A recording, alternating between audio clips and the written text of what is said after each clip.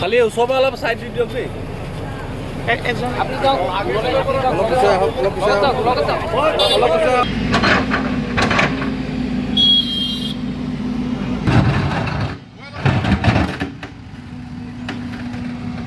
পৰা মানাহলৈ যোৱা অৰ্থাৎ চিমলাগুৰিৰ পৰা বাঁহবাৰীলৈ যোৱা যিটো পথ, এই পথটো ইতিমধ্যে সকলোৱে জানে যে 2024 চনৰ পৰাই এইটো নিৰ্মাণ কৰাৰ কাৰণে মুখ্যমন্ত্ৰী ডাঙৰীয়াক অনুৰোধ জনাই আহিছিলোঁ।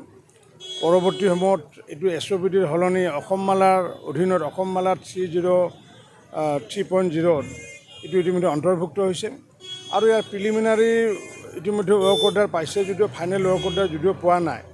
কিন্তু এই পথটো যিটো জৰাজীৰ্ণ অৱস্থা, তাৰ কাৰণে মুখ্যমন্ত্ৰী ডাঙৰীয়াক অনুৰোধ জনাইছিলোঁ। যোৱাকালি সৰুসজাইত হেলিপেডত তেখেতক লগ ধৰি পেলাই তেখেতে তেজপুৰ যোৱাৰ প্ৰাক মুহূৰ্তত লগ ধৰি পেলাই অনুৰোধ জনোৱাৰ পিছত তেখেতে নিজে ফোন যোগে আমাৰ ঠিকাদাৰ যি মাইক্ৰ'কজম যি কোম্পানীৰ ঠিকাদাৰ, এই ঠিকাদাৰক কৈছিলে যে অন্ততঃ প্ৰধানমন্ত্ৰী নৰেন্দ্ৰ মোদী ডাঙৰীয়াই যিহেতু মাৰ্চ মাহত এইটো আনুষ্ঠানিক কামৰ শুভাৰম্ভ কৰিব, তাৰ প্ৰাক মুহূৰ্তত যিখিনি মটৰেবল কৰাৰ কাৰণে যিখিনি কাম আছিলে, সেই মটৰেবল কৰাৰ কাৰণে যাতে ব্যৱস্থা কৰে তাৰ কাৰণে তেখেতে নিৰ্দেশ দিছিলে।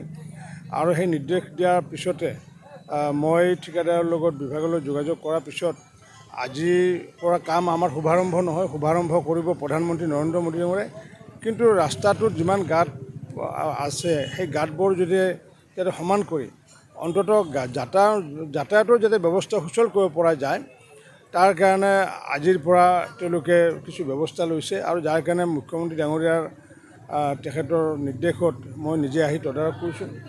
মই বিভাগৰ লোকৰ লগতে মই ঠিকাদাৰক আহ্বান জনাইছোঁ যে প্ৰধানমন্ত্ৰী নৰেন্দ্ৰ মোদী ডাঙৰীয়াই যিদিনাখনে কামৰ শুভাৰম্ভ কৰিব সেইদিনাখনৰ পৰা তীব্ৰ গতিত কাম হ'ব।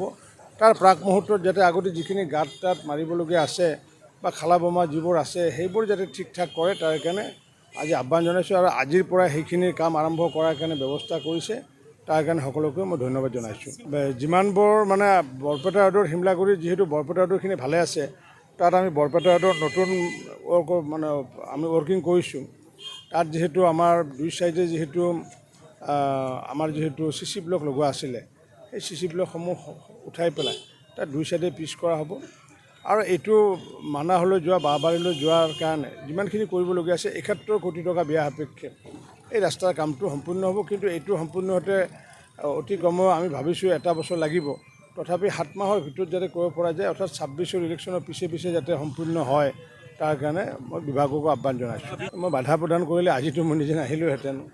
মই নিজে ইয়াতে গাঁতসমূহ যাতে মানুহৰ যাতায়াত যাতে হয়, কাৰণ কিয় এই ৰাস্তাটোৰে মই যিমানবাৰ জীৱনত আপ ডাউন কৰিছোঁ সিমান জীৱনত আপ ডাউন বেলেগ মানুহ কৰা নাই। কাৰণ কিয় যিহেতু মই 2004 চনৰ পৰা এই অঞ্চলত বানপানীৰ লগত জড়িত। তাৰ পৰৱৰ্তী সময়ত 7 চনৰ বানপানী, 8 চনৰ বানপানী, আৰু এই অঞ্চলৰ বানপানীৰ কাৰণে মোক ৰাইজে বিধায়ক হিচাপে নিৰ্বাচিত কৰিছিলে।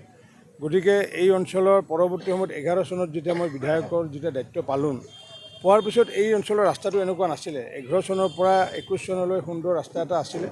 মই 21 চনত ইয়াৰ পৰা পাটাচাকুচিত যোৱাৰ পিছত ৰাস্তাটোৰ অৱস্থা বেয়া হ'ল, যাৰ কাৰণে 24 চনত মুখ্যমন্ত্ৰীক আহ্বান জনাইছিলোঁ। আৰু আহ্বান জনোৱাৰ পিছত এতিয়াও যিহেতু টেণ্ডাৰ প্ৰক্ৰিয়া চূড়ান্ত টেণ্ডাৰ যিহেতু ঠিকাদাৰক প্ৰদান কৰা হোৱা নাই, গতিকে তেওঁলোকে কামটো কৰাত অনীহা প্ৰকাশ কৰিছিলে আৰম্ভ কৰাত। গতিকে মই সেইকাৰণে ময়ো তেওঁলোকক আহ্বান জনাইছিলোঁ কামটো এটলিষ্ট আৰম্ভ কৰক, যিহেতু A লেটাৰ ওলাইছে। কিন্তু ঠিকাদাৰে যিহেতু সম্পূৰ্ণ ৱৰ্ক অৰ্ডাৰ নোপোৱাকৈ কাম নকৰে, তেওঁলোকে সেইকাৰণে কামটো কৰা নাছিলে। মই পুনৰ মুখ্যমন্ত্ৰী ডাঙৰীয়াক যেতিয়া আহ্বান জনালোঁ, এই আহ্বান জনোৱাৰ আধাৰত তেখেতে পোনপটীয়াকৈ নিৰ্দেশ দিছিলে যে এটলিষ্ট প্ৰধানমন্ত্ৰী ডাঙৰীয়াই শুভাৰম্ভ কৰা প্ৰাক মুহূৰ্তত অন্ততঃ মটৰেবল কৰিব লাগে বুলি ৰাস্তাটো তেওঁ নিৰ্দেশ দিছিলে। আৰু সেইটোৰ আধাৰত আজিৰ পৰা মটৰেবল কৰাৰ কাৰণে ব্যৱস্থা কৰিছে।